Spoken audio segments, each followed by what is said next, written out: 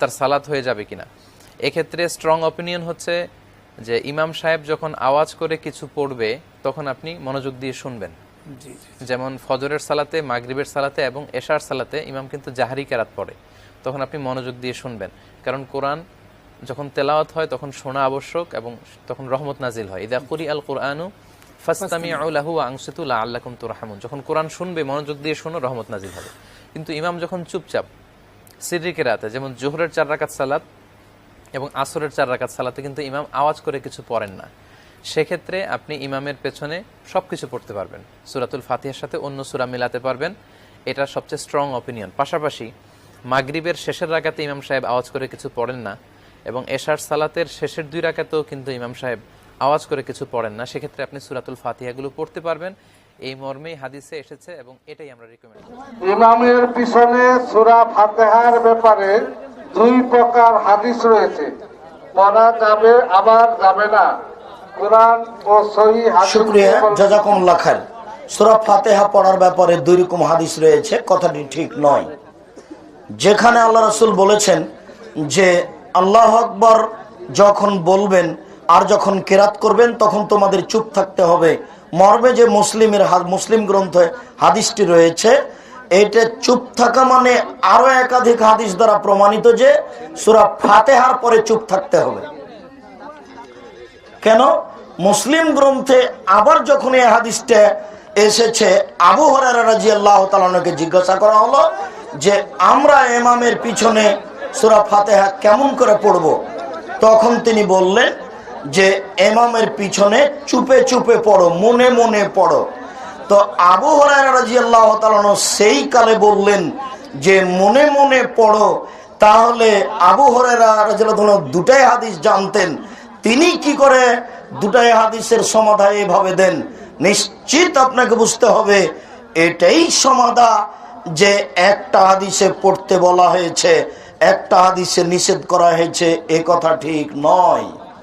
যেখানে নিষেধ করা হয়েছে সেখানে ফাতিহার পরে, ফাতিহা কোনো হাদিসে নিষেধ করা হয়নি। এই জন্যই হাদিসে এসেছে ফাতিহা ছাড়া সালাত হবে না, সূরা ফাতিহা ছাড়া সালাত হবে না। তারপরে ইমামের পিছনে মুক্তাদির সূরা ফাতিহা, বেশ কিছু এটা খুব কমন প্রশ্ন হয়ে দাঁড়িয়েছে। যে কোনো মাহফিলে যাই এই প্রশ্নটা আসে। সূরা ফাতিহা যদি পড়েন, ইমাম আবু হানিফা বলছেন কেরাতুল ইমাম কেরাতুল মুসল্লি, মুসল্লিদের কেরাত ইমামের কেরাত হয়ে গেল। আর ইমাম মালিক বলছেন আপনি যখন ইমাম আসতে পড়বে তখন আপনি সূরা ফাতিহা পড়েন, যেমন যোহর এবং আসরে। আর ইমাম যখন জোরে কেরাত পড়বে আপনি তখন শুনুন, কারণ আল্লাহ বলছেন ইদা কুরিয়াল কুরআনু ফাসতামিউ লাহু ওয়া আনসিতু লাআল্লাকুম তুরহামুন। আর যখন ইমাম শাফি এবং আহমদ ইবনে হাম্বল বলছেন সব সময় আপনি সূরা ফাতিহা পড়েন, কারণ সূরা ফাতিহা আল্লাহর মধ্যে বান্দার মধ্যে 2টি ভাগে তিনি ভাগ করেছেন, ঠিক কিনা? মুসলিম শরীফের বর্ণনা যে সূরা ফাতিহা পড়বে তার জবাব দিবেন কে? যখনই আপনি পড়বেন আলহামদুলিল্লাহি রাব্বিল আলামিন, আল্লাহ বলেন হামেদানি আবেদি। আপনি যখন বলবেন আর রহমানির রহিম, আল্লাহ বলেন মাজ্জাদানি আবদি। আপনি যখন বলেন মালিক ইয়াউমিদ্দিন, আল্লাহ বলেন আসনা আলাইয়া আবদি।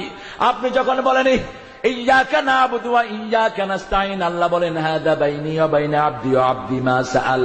এটা আমার মধ্যে, গোলামের মধ্যে, গোলাম আমার ইবাদত করবে, গোলামের সব প্রয়োজন পূরণ করে দিবেন কে? তো যেহেতু আল্লাহর সাথে কথা হয়, পড়াটাতেই বরকত, ঠিক না বেঠিক? কথা বলেন না কেন? পড়তে আপত্তি কোথায়? আপনি পড়েন, কিন্তু কেউ যদি না পড়ে আপনি তার বিরুদ্ধে কোনো ফতোয়া দিতে পারবেন? ফতোয়া দিতে পারবেন না। কারণ আমাদের দেশে এখন শুরু হয়েছে মাযহাবি আল্লাহ মাযহাবি। আরে কাকে লা মাযহাবি বলো? পৃথিবীর কোন মানুষ নাই যে আমল করবে কোন না কোন মাযহাবের সাথে মিলবে না। কাকে লা মাযহাবি বলো? যারা লা মাযহাবি বলে নিজেকে পরিচয় দেয় তারা ইমাম আহমদ ইবনে হাম্বল এবং ইমাম শাফিকে অনুসরণ করে, ঠিক কিনা? যেমন বুকে যারা হাত বাঁধেন, ইমাম শাফির লোকেরা কোথায় হাত বাঁধেন? কথা বলেন না কেন? ইমাম আহমদ ইবনে হাম্বলের লোকেরা কোথায় হাত বাঁধেন? তারা জোরে আমিন বলে, আবার বলে আমরা আহলে হাদিস। আরে বেটা, সব ইমাম আহলে হাদিস। ইমাম আবু হানিফা বলতেন যেখানে সহিহ হাদিস আমি আছি সেখানে, তুমি কেন আলাদা হও নিজে? আমরা মুসলমান এই নিয়ে কোনো পার্থক্য করব না, যেহেতু নামাজের ফরজগুলো ঠিক, নামাজের সুন্নতগুলো আমরা ঠিক রাখি। মুস্তাহাব জিনিস নিয়ে টানাটানি করে মুসলমানদেরকে বিভক্ত করা উচিত হবে না, ঠিক কিনা? আমরা যখন কাবাঘরে যাই আমরা জোরে আমিন বলি, আবার কাবাঘরের লোকেরা যখন বাংলাদেশে আসে দেখে ইমাম আসতে বলে, তারাও আসতে আমিন বলে, ঠিক না ঠিক? আপনি ইমামকে ফলো করবেন, তাহলে কোনো দোষ হবে? তবে বিশ্বনবী জোরে আমিন বলেছেন, কেউ যদি জোরে আমিন বলে তাকে নিষেধ করা যাবে, কিন্তু ইমামের পিছনে ইমাম যদি আসতে আমিন বলে আপনি জোরে আমিন বলাটা উচিত হবে? উচিত হবে না। আপনি সেই আদব রক্ষা করবেন। আমার পিছনে নামাজ পড়েছেন বাইতুল মুকাদ্দাসের ইমাম, আমি তার পিছনে নামাজ পড়েছি, কোন পার্থক্য তো হয়নি আমাদের। এখন সুন্নত জানা না যারা, তারা এই পার্থক্য করে, ফুটুস পাটুস দুই তিনটা সেজদা দিয়ে কয় হানাফি মাযহাবের লোক ইমাম আবু হানিফার নামাজ পড়েছি। পাইছো কোথায়? ইমাম আবু হানিফা এত শর্ট নামাজ পড়েছেন। মসজিদে নববীর নিচে 4টা বড় বড় লাইব্রেরি, সবচেয়ে বড় লাইব্রেরিটির নাম হলো লাইব্রেরি অফ মাকতাবাতুল আবু হানিফা রাহমাতুল্লাহি আলাইহি।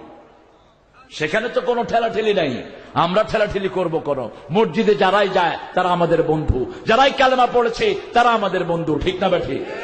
4 মাযহাব মানা কি ফরজ? কে বলে মাযহাব মানা ফরজ? হাদিস মানা ফরজ। বিশ্বনবী নামাজ যেভাবে পড়েছেন সেটা মানা ফরজ, ঠিক কিনা? আল্লাহ বলেছেন নামাজ পড়ো, কিন্তু ফজর 2 রাকাত, রুকু সেজদা এগুলো শিখিয়েছেন মুহাম্মদ সাল্লাল্লাহু আলাইহি ওয়াসাল্লাম। বিশ্বনবীকে মানা ফরজ কে করেছেন? ফাতিহা সূরা পড়তে হবে কিনা নামাজে?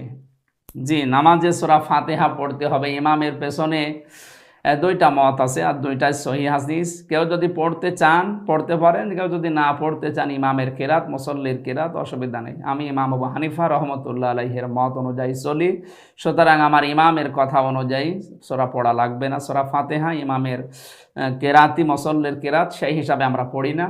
অন্যান্য ভাই যারা পড়তে চান পড়তে পারেন, আমি নিষেধ করি না, ওই নমতের উপর আমি শ্রদ্ধাশীল।